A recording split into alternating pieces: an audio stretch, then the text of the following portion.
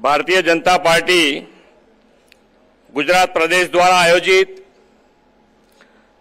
सदस्य अभियान 2024 ना शुभारंभ प्रसंगे अपनी सौनी साथे उपस्थित केंद्रीय मंत्री तथा प्रदेशना यशस्वी अध्यक्ष श्री सी आर पाटील जी, पूर्व मुख्यमंत्री श्री विजयभाई रूपाणी, उप मुख्यमंत्री श्री नितिनभाई पटेल, पूर्व अध्यक्ष अने सांसद श्री रूपालाजी, अमरा साथी धारासभ्य और पूर्व अध्यक्ष श्री जीतुभाई वाघाणी, महामंत्री श्री रजनीभाई पटेल, श्री विनोदभाई चावड़ा, संगठनना महामंत्री श्री रत्नाकर जी, मारा सौ साथी मंत्रीश्रीओ, सौ धारासभ्य, सांसद श्री, संगठनना पदाधिकारी, प्रेस मीडियाना मित्रों, सौने मारा नमस्कार। अहींया बैठा बैठा जुस्सो आई जाए ने। एक वस्तु समझो कि खाली एक सदस्यता भूपेन्द्रभाई पटेलनी भाजपना कार्यकर्ता तरीके नोंधणी थई अने जुस्सो केटलो वधी गयो आपणा बधामां, ए विचारो तमे। એટલે આ જુસ્સો છે, આ આપણી પાર્ટીની તાકાત છે કે ભાઈ કાર્યકર્તા અને કાર્યકર્તાનો જુસ્સો એ કંઈક ઓર જ હોય।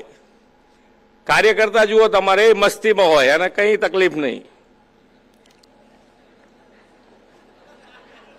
તકલીફ કોને એ પાછું તમે એની પર હશો તો પછી વારે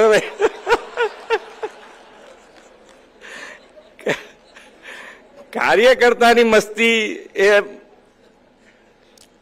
દરેક જણ એ કાર્યકર્તા જ્યારે ભારતીય જનતા પાર્ટીના છીએ તો એના માટેનું ગૌરવ છે આપણા માટે કે જ્યારે દેશને પ્રથમ રાખી અને જો કોઈ કાર્યકર્તા કાર્ય કરતો હોય તો એ ભારતીય જનતા પાર્ટીનો કાર્યકર્તા છે। અને એટલે જ આપણે કહેવાઈએ છીએ કે દેવથી દુર્લભ આપણા કાર્યકર્તા ભારતીય જનતા પાર્ટીના કાર્યકર્તા।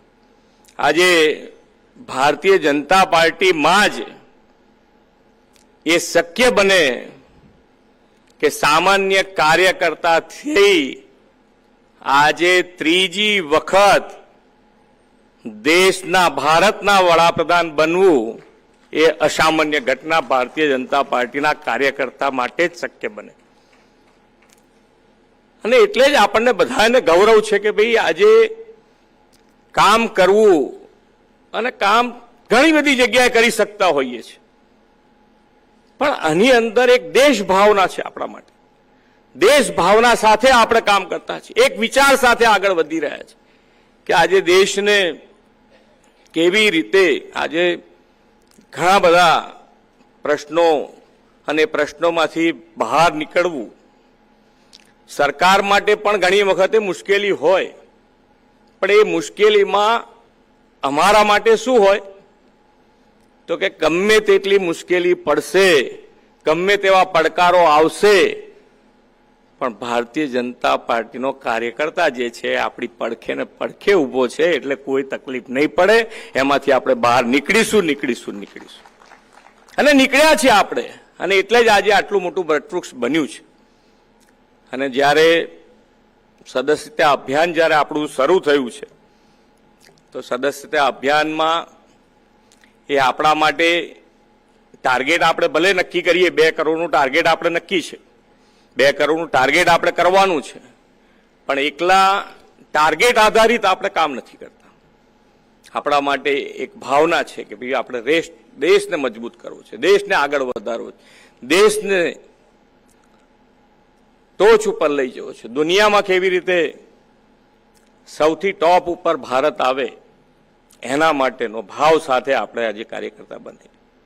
અને જ્યારે કાર્યકર્તા સદસ્યતા અભિયાન અને અહીંયા બેઠેલા દરેક વ્યક્તિ માટે, અહીંયા તો દરેક જણ ધારાસભ્ય છે, સાંસદ છે, જિલ્લા પંચાયતના પ્રમુખ હશે, જિલ્લા પંચાયતના સદસ્ય, તાલુકા પંચાયત, મહાનગરપાલિકા, નગરપાલિકાના કોર્પોરેટરથી માંડીને બધા જ અહીંયા બેઠા હોય। એ બધા માટે કદાચ નવું નથી, પણ અહીંયા બેઠેલા જ્યારે ભારત માતા કી જય બોલે તો એક સહેજ પણ કચાશ ના હોવી જોઈએ, કારણ કે તમારા થકી બધામાં જુસ્સો પુરાવવાનો છે. એટલે એક વાર જોરથી બોલો, ભારત માતા કી.